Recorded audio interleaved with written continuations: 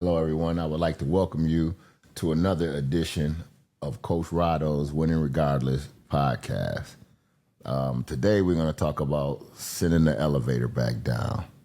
What sending the elevator back down means to me is, they used to say a thing back in the old days, when you get in the elevator, if you're going to the top floor, you just push the button, send it back down so that the next person can get on. I was listening to, I love Charles Barkley. He used to be, is my second favorite basketball player. But one day I was listening to him, and then he was talking about sending the elevator back down, but he wasn't talking about it in the terms in which I used to hear from old people when they would tell you what to do when you get in the elevator. It was in the terms of helping someone, of being able to help someone who otherwise couldn't help themselves. And, he explained it as to, when you get to the top or the pinnacle of whatever it is you're doing, it's important to help someone else climb up there with you. Hence the word sending the elevator back down. Push the button so the elevator can go back down so that somebody else can get on and come back up there with you. To me, that's what the meaning of sending the elevator back down is. Lifting someone up to come up there with you, to get to that same area that you are. How it resonated with me was, just wanting to help others and wanting to be, a beacon of light to other people who, otherwise couldn't help themselves. I also heard another great saying, that's along those lines of, you never lived a full day until you've done something for someone who can't pay you back. That also resonates. It's the same as, sending the elevator back down to me. I define those in my life. Those concepts in my life is because I always look to help those who can't pay me back and who needs that elevator sent down to them. I love to help the youth here in my community. We do a lot for a specific school over here in our community, simply because, to me, and my mentor, that school meant a lot to him. And not being from here, I'm going over there and seeing it. And I could see why, because the kids over there are just, they're phenomenal. They're great kids. They're funny, but they need a lot of help. And we love to, as a company, we love to help them. In the Marine Corps, you call it the services because you were service of others. And the way that I took that with me is being able to help others outside of, the regular, normal, everyday life, as far as being of service to someone, being of help to another person, being of help to people who can't, necessarily help themselves, or don't have the means or the know-how, and might need the knowledge of how to do it. I believe that everyone should always help someone out if you can. I really try to instill that in my kids, who I think do a wonderful job of helping others. And I try to also tell people in my company, we're gonna go help a school clean out a whole room so that they can have that room for the kids who go from getting 5 referrals in a day to 1 or 2, if you can believe that. And those are small successes. No one asked for them to be big success. Just show me a success. And in order to have those kids have something to look forward to, I believe, in giving them an opportunity to have something to win, to have a chance at winning something that they might see as a way of staying productive to them. You try to send the elevator back down to people in a sense of helping them knowledge wise, with a knowledge base. I was talking to a young man yesterday, and 24 years old, and there was a lot of things that he didn't understand, but he thought he knew the answer to. But at 24 years old, there's no way that you could possibly know the answers to them. But, it was funny because after he and I got done talking, and I started telling him a 54, 55-year-old man's perspective on things, it was kind of a wake-up call for him, because he felt that, in that moment I had taught him so much more than he had known. And, that also could be a way of sending the elevator back down. It doesn't always have to be in the case of sending it down, with some money, to help somebody out, or, letting them borrow something. It could be in the sense of just sharing knowledge. Helping others matters to me because I, in some parts of my life, needed a lot of help. And I also always wanted to be able to give that back to whoever it is needed help in their life, because there was quite a few times in my life where I needed help. And that's why helping others matters to me, because some people can't help themselves, and perhaps you providing that help for them is what they need. And again, it's sometimes it's not even monetarily. It's just, time. It's just, conversation. Like I said, me and the young man had a conversation yesterday in which he was, he just thanked me for the knowledge that I gave him, because it wasn't like, it wasn't like some philosophy knowledge or nothing like that. It was just a life experience of understanding wordplay and of understanding how the real world goes. Because it was like, as I explained to him, when you don't really have, bills or anything like that, you really can't have a grasp on what's really out there waiting on you in the world. Your mom and dad helps take care of pretty much all of your stuff, and it's okay to have your view of how things are, because you're coming from your place, your 24-year-old spot in the world. But he seeked my knowledge as a 54, 55-year-old man in my place in the world. And I was able to give him that. And actually, he used one of my old basketball players. And, again, I love mentoring because I love to teach. I love to help the youth, because the youth are they really are who's going to be running and taking over the country and the world. And I want to be able to shed as little bit of light on them as I possibly can to help them, just like, some people did in my life. Like some of my coaching mentors were, Steve Dunning was a big time coaching mentor. O'Neal Ali was a great coaching mentor. My own high school coach, Paul Cook, was a good coaching mentor. They all had still to this day, O'Neal works in the community. Steve Dunning was big on working in the community, which, also, makes me feel good, because a lot of things that we do in remembrance of him, because, he was such a great mentor to me. He's one of the guys who, if the kids didn't have a ride, it didn't matter. We'd go rent a van in and, pack all the kids up in the van and we gone to a basketball tournament or whatever. If the kids couldn't eat, we found ways to get money so that we could feed the kids on these basketball tournaments. And when we go to these road games and these road trips, that's all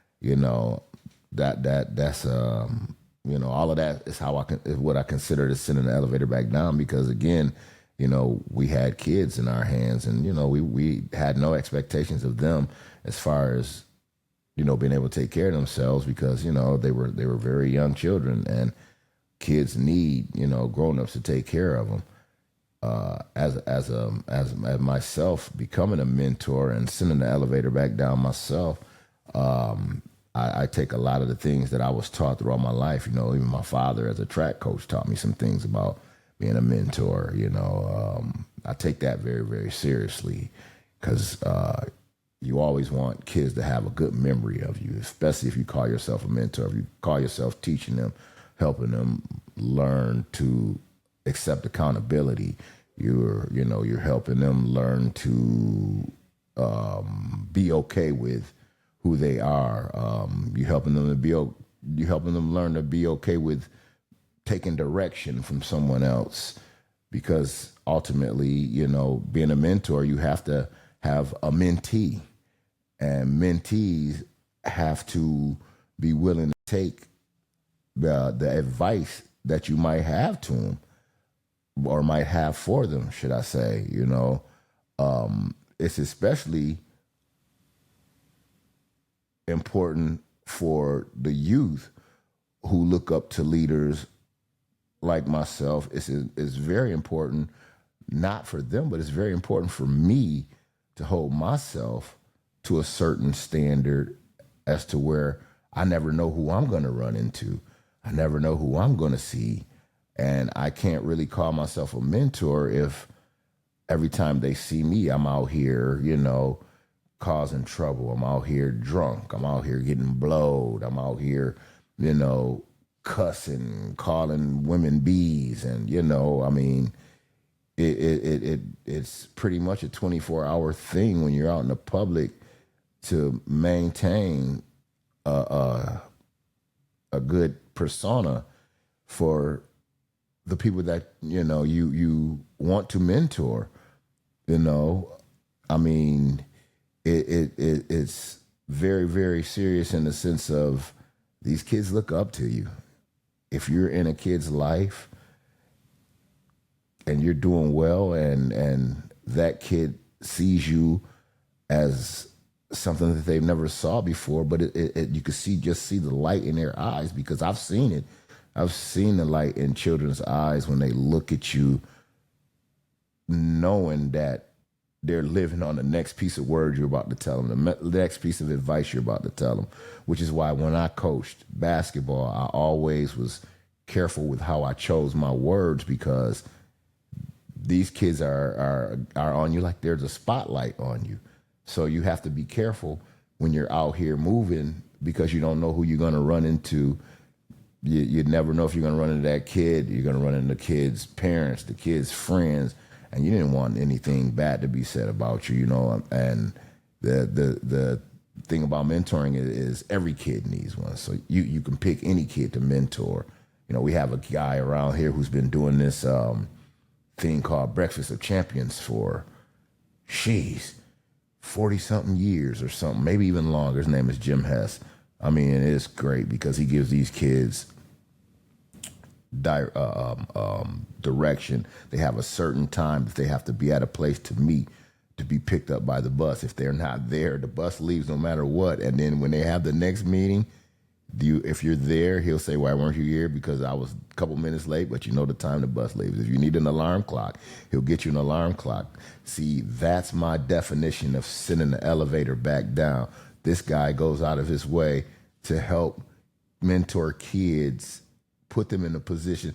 These kids go to U of M, would never ever set foot on this football field if it wasn't for this man. Wouldn't go into these locker rooms, go to these basketball games, if it wasn't for this man, because he takes his role as a mentor very seriously. If you don't have an alarm clock, he'll buy you an alarm clock. I love him as a definition of sending the elevator back down, because, he, as well as myself, take mentoring these kids very, very seriously, because, again, what they see when they see you, what they see when they talk to you, they hang on your every word. And, when you send the elevator back down, it doesn't have to, to me, it doesn't have to be like this big grand gesture.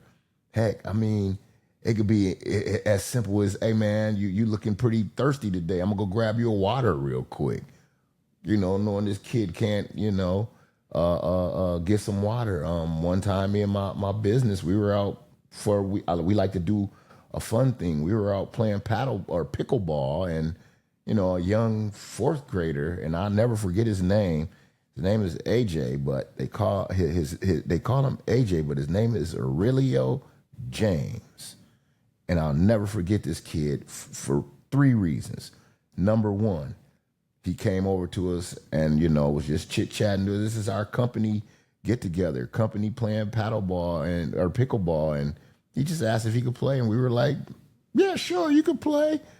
That's one reason I'll never forget him, because a young kid asking a bunch of grown-ups to play pickleball with them. Can you imagine the gall that it took for this kid to have the confidence to walk up and ask us that? So, number two, he whooped our behinds. I mean, he was a fourth grader and he whooped all three of the males in my company.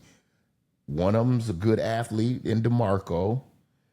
He beat Zoe, who's another athlete. She's played basketball and volleyball in school. And then he beat one of my other employees from Minnesota, Jerry. But the thing that impressed me the most about this young man was when he got done whooping their behinds, he walked up, shook their hands, and looked them in the eye. A fourth grade young man,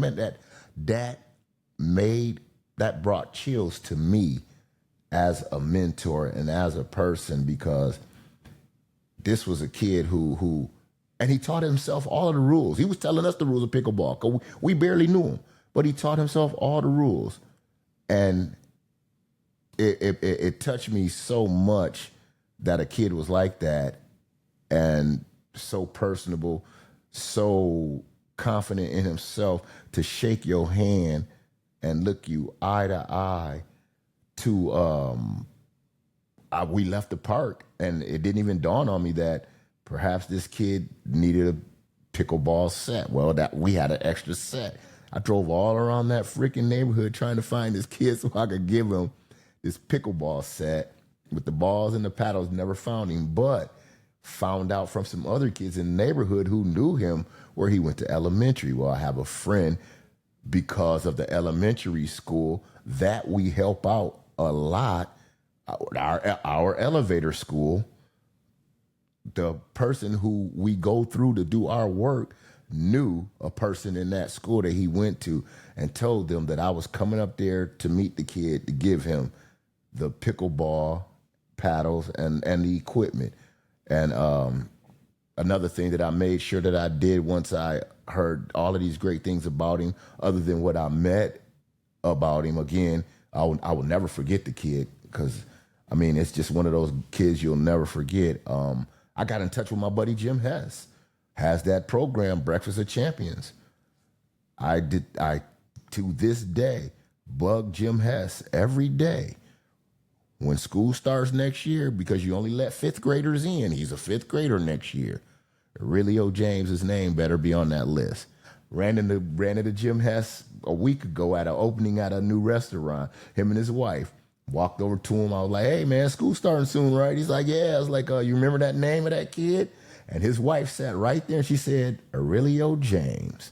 That's how much this kid had an impression on me that I needed to send the elevator back down to this kid, because you never know, just by the way that he was as a fourth grader. Handshake, very powerful. Eye contact, very powerful, because as a child you're taught, in my era, you don't look at grown up in the eye when they talking to you. That's my era, because that was a sign of disrespect. Whereas to me, if you look me in the eyes, that's letting me know I have your full attention, and it's nothing but respect.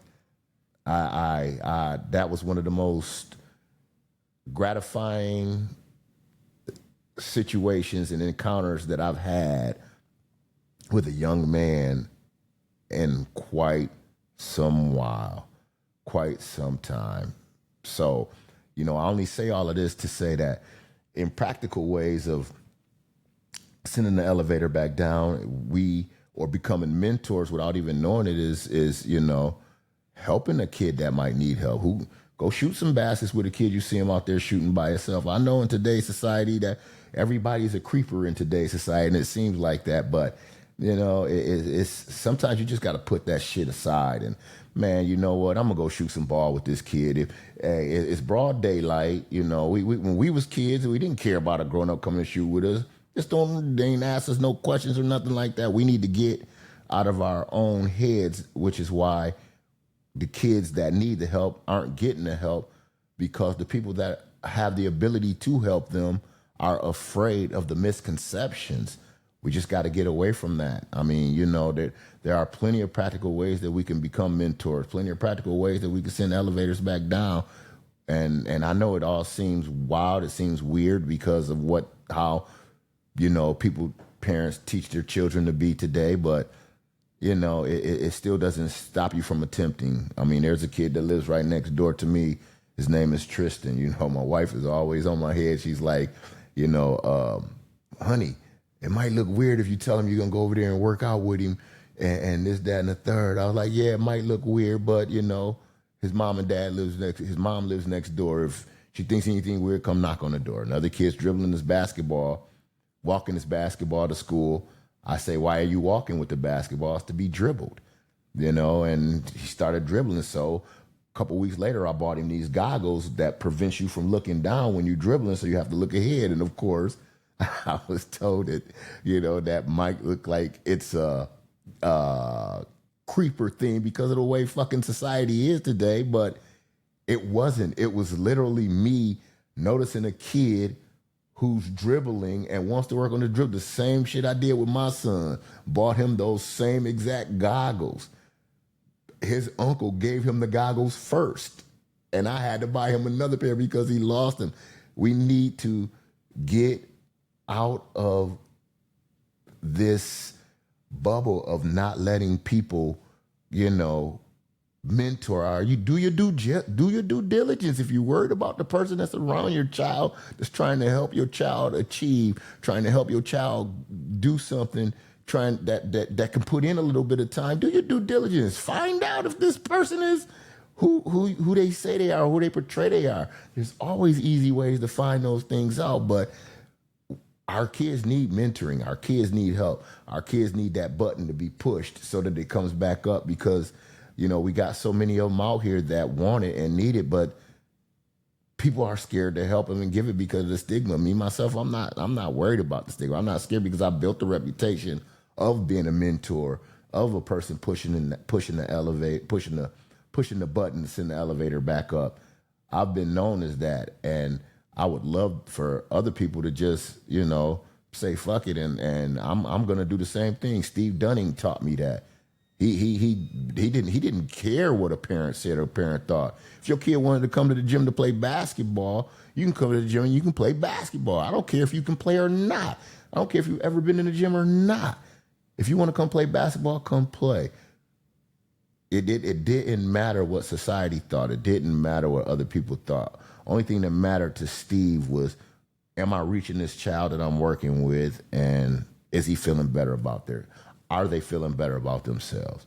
And as mentors, as coaches, as people, who want to help the youth, and when you're helping the youth, the main thing that you want to always do is make them know that the goal that they have is attainable. You always want to teach them what you're doing for them. You always want to teach them to also, you send that elevator back down too. I helped you with your dribbling. Now you take your buddy who's not that good at dribbling, you give him some of the drills and some of the knowledge that I've given you to help you with your dribbling. That's sending the elevator back down. Somebody teaches you how to, do algebra. In return, you teaching somebody who don't know how to do the algebra, schoolwork. You teaching them. That's sending the elevator back down. It doesn't have to be this big grand gesture. It could be the most minor of things, as long as it's helping another individual. And I love the reward I get out of it, because the reward I get out of it is me. It's solely for me. I sleep well. I feel good. I smile. I talk about it because it makes me feel good, because I love mentoring. I love sending an elevator back down. And it's kind of like watching your flower bloom. I love to see, like my 24-year-old basketball player that I had the conversation with yesterday, I love to see them blossom like flowers when you pour that water on them for the very first time, because all he was getting was raindrops. But when I poured that water on him, it was like, he blossomed and the world opened up to him. So, in closing, I would like for everybody to understand that you have the means to send the elevator back down. It's just a matter of how you choose to do it. It doesn't have to be the big grand gesture. Again, it could be the most smallest of things, as long as you're doing something for somebody else who otherwise couldn't pay you back or otherwise couldn't do it for themselves, but do have plans on returning it for someone else. Thank you for listening. I hope you have a wonderful time, and you can find us on your podcast, wherever you listen to your podcast at. You can find us, Coach Rodo's. This is the Sending the Elevator Back Down episode, which is a really, really special one to me. So enjoy your day. Again, listen to Coach Rodo's podcast, Winning Regardless, wherever you listen to your favorite podcast at.